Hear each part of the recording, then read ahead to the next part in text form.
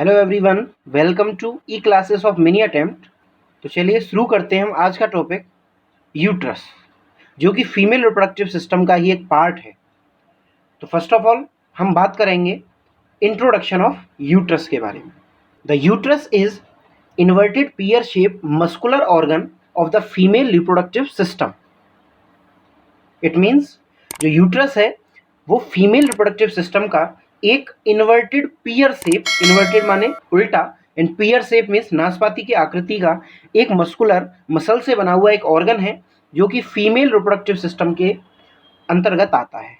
And it is located between the bladder and rectum.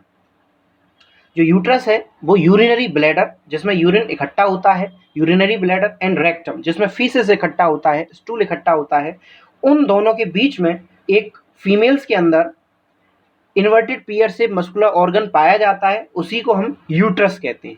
Clear? It functions to nourish and house to the fertilize egg until the unborn child ready to be deliver. It means जो uterus है वो हमारे undelivered child के लिए एक house की तरह, यानी एक घर की तरह वर्क करता है, घर की तरह होता है। साथ ही जो हमारा यूट्रस है उसका वर्क होता है टू नरिश द जायगोट। जो हमारा जायगोट है जो कि फर्टिलाइजेशन के बाद में, स्पर्म और ओवा के फर्टिलाइजेशन के बाद में फॉर्म होता है, उसको नरिश करना, उसको न्यूट्रिशन प्रोवाइड करना, ये सब यूट्रस का काम होता है। क्लियर? अब हम बात करेंगे next general features of uterus, यानी यूट्रस के जो जनरल फीचर्स हैं वो कौन कौन से हैं। तो फर्स्ट ऑफ ऑल बात करेंगे हम अदर नेम ऑफ यूट्रस। जो यूट्रस है उसको हम बॉम्ब या हिस्ट्रा, इन दो नामों से जानते हैं। या तो आप उसको बॉम्ब कह लीजिए या हिस्ट्रा, ये दोनों ही नाम यूट्रस के ही हैं। क्लियर? उसके बाद में नेक्स्ट शेप। इसकी जो शेप होती है वो होती है पिरीफॉर्म शेप। जो पिरीफॉर्म शेप है वो पिरामिड की आकृति होती है, पिरामिड की आकृति का होता है ये। तो आप नीचे डायग्राम में देख सकते हैं ये किस आकृति का होता है, पिरामिड शेप। क्लियर? नेक्स्ट अब हम बात करेंगे इसके साइज की। तो इसकी अगर हम साइज देखें तो इसकी जो लेंथ है, जो लंबाई है वो होती है लगभग 7.5 सेंटीमीटर, एंड इसकी जो विड्थ है, चौड़ाई है, वो होती है लगभग 5 सेंटीमीटर, एंड इसकी जो थिकनेस होती है वो होती है 2.5 सेंटीमीटर। क्लियर? Next wait. इसका जो वजन होता है, जो नॉर्मल वजन है वो होता है 30 से लेकर के 40 ग्राम।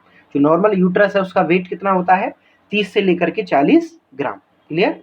Next location. अगर हम इसकी लोकेशन की बात करें तो जैसा कि मैंने अभी अभी आपको बताया था कि ये पेल्विक कैविटी में between the urinary bladder and rectum, जो रेक्टम और यूरिनरी ब्लैडर, इन दोनों के बीच में एक हॉलो मस्कुलर ऑर्गन होता है, उसी को हम यूट्रस कहते हैं। तो यूट्रस यूरिनरी ब्लैडर और रेक्टम के बीच में पेल्विक कैविटी में पाया जाता है। क्लियर? चलिए अब हम नेक्स्ट बात करेंगे पार्ट्स ऑफ यूट्रस। तो बात आती है पार्ट्स की। तो जो यूट्रस है वो मेनली 2 पार्ट्स में डिवाइड होता है। कितने पार्ट्स में डिवाइड होता है? 2। नंबर 1 अपर पार्ट और नंबर 2 लोअर पार्ट। अगर हम फर्दर देखें तो जो अपर पार्ट है वो भी आगे चल के 2 पार्ट में डिवाइड होता है। कौन कौन से? Number 1 fundus, number 2 body. And जो लोअर पार्ट है, लोअर पार्ट वो डिवाइड होता है सर्विक्स में। क्लियर? तो हमारा जो यूट्रस है उसके 3 पार्ट होते हैं main, fundus, body and cervix, जिसमें से फंडस और बॉडी अपर पार्ट में आते हैं और लोअर पार्ट में आते हैं सर्विक्स। क्लियर? चलिए उसके बाद में अब हम एक एक करके इन पार्ट्स के बारे में पढ़ते हैं। तो फर्स्ट ऑफ ऑल बात करेंगे हम अपर पार्ट की। It is expanded part of the uterus called fundus and body. जो अपर पार्ट होता है वो एक्सपेंडेड माने चौड़ा पार्ट होता है, जिसमें 2 पार्ट्स आते हैं, एक फंडस और एक बॉडी। तो आप इसमें देख सकते हैं ये वाला जो पोर्शन है ऊपर, जो मैं रेड कलर से आपको डिनोट कर रहा हूँ, ये वाला पोर्शन कहलाता है फंडस, जो कि सबसे ऊपरी भाग होता है, ये सबसे ऊपर वाला पार्ट होता है। एंड जो बीच वाला आप देख सकते हैं यहाँ लिखा भी हुआ है कैविटी ऑफ बॉडी। तो ये जो पार्ट है, ये पार्ट, इसको हम क्या कहते हैं? बॉडी। तो ये किस में आता है? Upper part of the uterus. Clear? उसके बाद में नेक्स्ट लोअर पार्ट। अगर हम लोअर पार्ट की बात करें तो lower part is cylindrical part. जो लोअर पार्ट होता है वो कैसा होता है? सिलेंड्रिकल होता है, सिलेंडर की आकृति का होता है, इसको हम सर्विक्स के नाम से जानते हैं। किसके नाम से जानते हैं? सर्विक्स। तो ये पार्ट आप देख सकते हो, ये एक पार्ट क्या है? Cervix. And it is projected into anterior wall of vagina. आप गौर से देखिए तो जो सर्विक्स है वो डायरेक्टली वजाइना के अंदर प्रोजेक्टेड होता है, मीन्स धसा हुआ होता है, वजाइना से ये डायरेक्टली कनेक्ट होता है। क्लियर? चलिए अब हम बात करेंगे एक एक पार्ट की, बॉडी, फंडस, सर्विक्स, इन सभी के बारे में। क्लियर? चलिए तो सबसे पहले अपर पार्ट में फंडस की बात करेंगे। The fundus is the part of uterus that lie above the entrance of uterine tube और फेलोपियन ट्यूब। आप हमेशा याद रखिएगा, जो फंडस है वो फंडस ऐसा पार्ट होता है जो यूट्राइन ट्यूब या फेलोपियन ट्यूब, जो यूट्राइन ट्यूब है उन्हीं को हम फेलोपियन ट्यूब के नाम से भी जानते हैं। तो जिस जगह यूट्राइन ट्यूब और फेलोपियन ट्यूब यूट्रस में खुलती हैं, वहाँ से ऊपर ऊपर का जो पोर्शन होता है उसे हम फंडस कहते हैं। तो ये वाला जो पार्ट आपको सामने दिखाई दे रहा है, इसको हम क्या कहते हैं? फंडस। ये पार्ट कौन सा है? फंडस। और ये डोम शेप होता है। इसकी खासियत क्या होती है? ये डोम शेप होता है, डोम शेप। आप देख सकते हैं ये जो शेप है इसको हम क्या कहते हैं? Dome shape. क्लियर? चलिए नेक्स्ट, बॉडी। तो बॉडी पार्ट क्या है? The body part of the uterus lie below the entrance of uterine tube and fallopian tube. अभी अभी हमने पढ़ा था फंडस के बारे में। तो फंडस और बॉडी में क्या अंतर है? जो फंडस पार्ट है वो एवब होता है, मीन्स यूट्राइन ट्यूब या फेलोपियन ट्यूब जहाँ खुलती हैं उससे ऊपर की तरफ होता है, लेकिन जो बॉडी पार्ट है वो उसके नीचे की तरफ होता है। And second point is it is narrow and below it continuous with the cervix. और ये नैरो पार्ट होता है और ये डायरेक्टली कंटिन्यूअस होता है किसके साथ? सर्विक्स के साथ। तो आप इसमें देख सकते हैं डायग्राम में, जो हमारा बॉडी पार्ट है वो डायरेक्टली किससे कनेक्ट होता है? सर्विक्स के साथ। क्लियर? चलिए नेक्स्ट, अगला पार्ट है जो अपर पार्ट होता है हमारा, उसी में सरफेसेस भी आती हैं। इसमें दो सरफेसेस आती हैं। कौन कौन सी? सबसे पहली एंटीरियर या विसरल सरफेस, दूसरी आती है पोस्टीरियर या इंटेस्टाइनल सरफेस। पोस्टीरियर या इंटेस्टाइनल सरफेस। तो फर्स्ट ऑफ ऑल बात करेंगे एंटीरियर या विसरल सरफेस की। It is flat surface related to the urinary bladder. ये जो फर्स्ट सरफेस जो आप देख रहे हैं, एंटीरियर या विसरल सरफेस, ये सरफेस हमारी डायरेक्टली यूरिनरी ब्लैडर से रिलेट करती है। तो आप इस डायग्राम में देख सकते हैं। तो इस डायग्राम में जो ब्लू कलर से दिखाया गया ये पार्ट, ये है यूट्रस। इस यूट्रस के आगे येलो कलर से जो दिखाया गया है वो है यूरिनरी ब्लैडर। तो आप गौर से देखिए, जो हमारा यूट्रस का आगे वाला हिस्सा है, माने एंटीरियर जो सरफेस है वो डायरेक्टली ब्लैडर से कनेक्ट है, एंड जो पोस्टीरियर सरफेस है वो डायरेक्टली हमारी इंटेस्टाइन या रेक्टम से कनेक्ट है। तो इसलिए पोस्टीरियर को हम इंटेस्टाइनल सरफेस कहते हैं और एंटीरियर को हम विसरल सरफेस, बसाइकल सरफेस कहते हैं। क्लियर?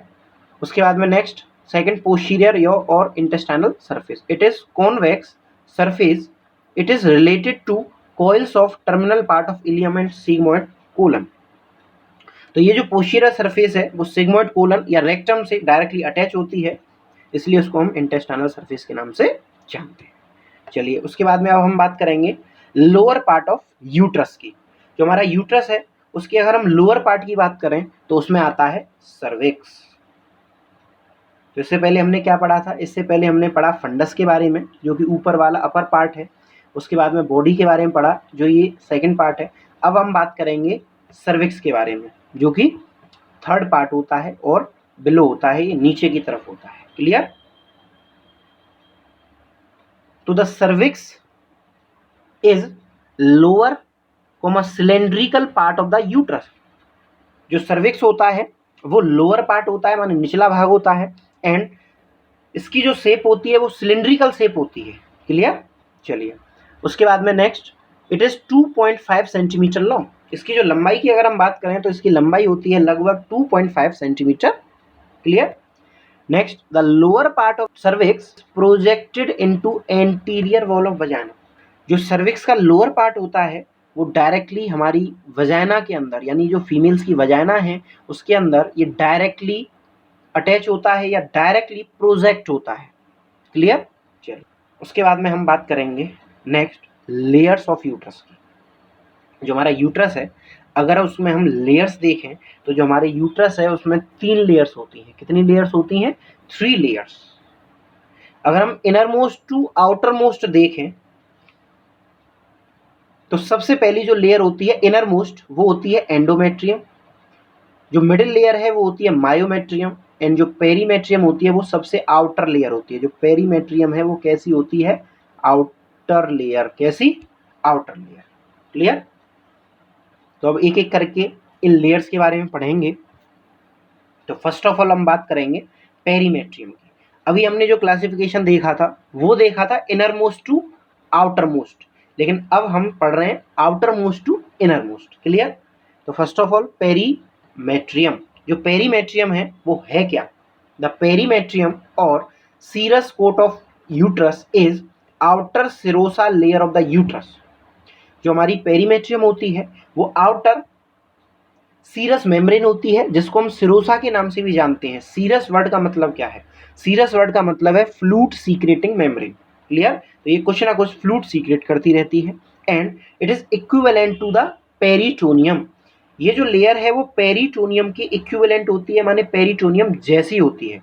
ये पेरिटोनियम क्या है? ये पेरिटोनियम हमारी एब्डोमिनल कैविटी के ऑर्गन्स को घेरने वाली लेयर का नाम है। Clear? And the perimetrium consist of superficial mesothelium. जो हमारी पेरीमेट्रियम है उसमें मीजोथीलियम पाई जाती है and a thin layer of loose connective tissue beneath it. और इसके नीचे अगर हम बात करें, इसके नीचे लूज कनेक्टिव टिश्यू की एक लेयर पाई जाती है। Clear? Next, the posterior surface of the uterus is completely covered by the perimetrium but anterior surface is only partially। यहाँ पर ध्यान देने वाली बात है, इंपॉर्टेंट बात है कि जो पेरीमेट्रियम है वो हमारे एंटीरियर सरफेस को यानी पोस्टीरियर सरफेस को तो ये पूरी तरह से कवर करती है, लेकिन जो एंटीरियर सरफेस है उसको ये पार्शियली माने आधा कवर करती है। क्लियर? चलिए नेक्स्ट सेकंड लेयर आते हैं मायोमेट्रियम की। तो मायो जो वर्ड है उससे ही क्लियर हो जाता है कि मायो मीन्स मसल्स। तो the myometrium is the middle layer of the uterine wall and it consisting mainly of uterine smooth muscles। तो जो मायोमेट्रियम है वो हमारे यूट्रस की मिडिल लेयर होती है। कौन सी लेयर होती है? Middle layer. एंड इसके अंदर स्मूथ मसल्स पाई जाती हैं। कौन सी मसल्स पाई जाती हैं इसके अंदर? स्मूथ मसल्स, जिनको हम यूट्राइन मायोसाइट्स भी कहते हैं। क्लियर? जो स्मूथ मसल सेल्स हैं जो हमारे यूट्रस की मिडिल लेयर में पाई जाती हैं उनको हम यूट्राइन मायोसाइट्स भी कहते हैं। Clear? Number 2 point, the main function of myometrium is induce uterine contraction during labour. यानी लेबर के दौरान जो कॉन्ट्रैक्शंस होते हैं, डिलीवरी के दौरान जो कॉन्ट्रैक्शंस यूट्रस के अंदर होते हैं, तो वो कॉन्ट्रैक्शंस हमारी मायोमेट्रियम के अंदर होते हैं। मेनली किसके अंदर होते हैं? मेनली मायोमेट्रियम के अंदर।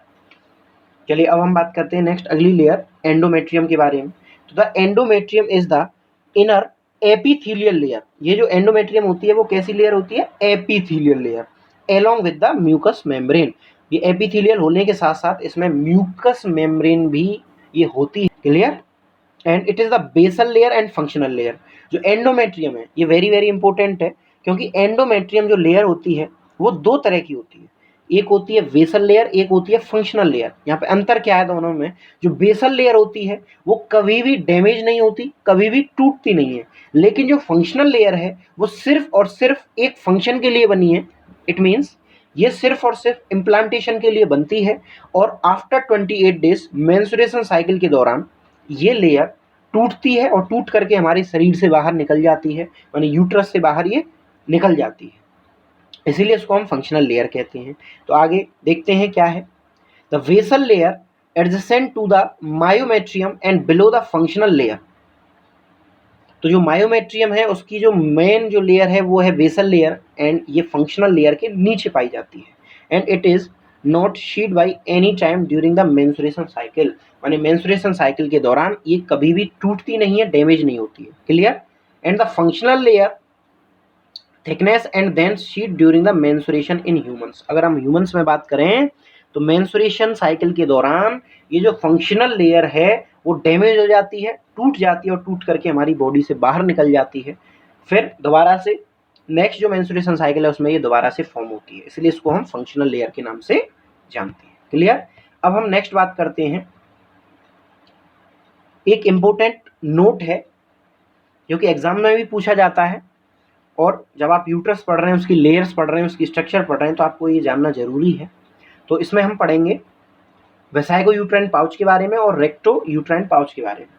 तो मैं आपको बता दूं, जो वेसाइगो यूट्राइन पाउच होता है वो ऐसा पाउच है, पाउच मीन्स थैलीनुमा संरचना, तो ये ऐसा पाउच होता है जो हमारे यूरिनरी ब्लैडर और यूट्रस के बीच में पेरिटोनियम के द्वारा बनता है। किसके द्वारा बनता है? पेरिटोनियम के द्वारा।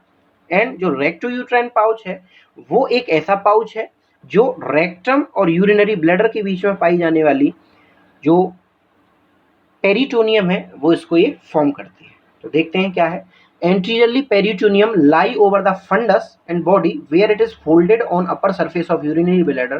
This fold of peritoneum form vesico uterine pouch. तो जैसा कि मैंने बताया कि यूरिनरी ब्लैडर और यूट्रस के बीच में इन दोनों को कवर करने वाली जो लेयर है पेरिटोनियम, उस लेयर से एक पाउच बनता है, उसको हम वेसाइगो यूट्राइन पाउच कहते हैं। और next, posteriorly the peritoneum cover with the fundus cover the fundus and the cervix, then it folds come back into the rectum and it is also known as rectouterine pouch। तो rectouterine pouch कब बनता है? जब uterus और rectum के बीच में जो हमारी पेरिटोनियम है वो दोनों को कवर करती है, तो एक पाउच बनता है, उसको हम रेक्टोयूट्राइन पाउच के नाम से जानते हैं। क्लियर। चलिए अब हम नेक्स्ट बात करेंगे यूट्रस के लिगामेंट्स के बारे में। तो यूट्रस के जो लिगामेंट हैं वो कौन कौन से हैं? यूट्रस के लिगामेंट दो तरीके के होते हैं, एक पेरिटोनियल लेयर से मिलकर के बने होते हैं, तो वो पेरिटोनियल फोल्ड्स यहाँ पे इसलिए लिखा हुआ है, एंड दूसरे होते हैं ट्रू लिगामेंट जो प्रॉपर लिगामेंट होते हैं। तो पेरिटोनियल फोल्ड्स में 3 अलग अलग लिगामेंट्स आते हैं, 3 अलग अलग फोल्ड्स आते हैं, और ट्रू में 4 आते हैं। तो टोटल 7 जो लिगामेंट हैं वो हमारे यूट्रस को होल्ड करके रखते हैं, पकड़ करके रखते हैं। क्लियर। तो पेरिटोनियल फोल्ड के अंदर आता है ब्रॉड लिगामेंट, दूसरा आता है यूट्रो वेसाइकल फोल्ड, तीसरा आता है recto vaginal fold. Clear. Next, true ligament में अगर हम बात करें तो round ligament, pubo cervical ligament, transverse cervical ligament and utero sacral ligament. Clear. तो ये था लिगामेंट्स के बारे में जो कि यूट्रस को होल्ड करके रखते हैं, पकड़ के रखते हैं। क्लियर। नेक्स्ट अब बात करते हैं ब्लड सप्लाई की। तो जो ब्लड सप्लाई है वो आर्टरी वेन्स अलग अलग करती हैं। अगर हम आर्टेरियल सप्लाई की बात करें तो uterine artery and ovarian artery, ये दोनों ही आर्टरीज मिलकर के हमारे यूट्रस को सप्लाई करती हैं। अगर हम वीनस सप्लाई देखें तो uterine when, ovarian when and vaginal when, ये तीनों ही मिलकर के हमारे यूट्रस को सप्लाई करती हैं वीनस सप्लाई, यानी वहाँ से डीऑक्सीनेटेड ब्लड को ये लेकर के आती हैं। क्लियर। Next, nerve supply. जो नर्व सप्लाई है वो सिंपैथेटिक और पैरासिम्पैथेटिक दोनों ही स्टिमुलेशंस के थ्रू होती है। क्लियर।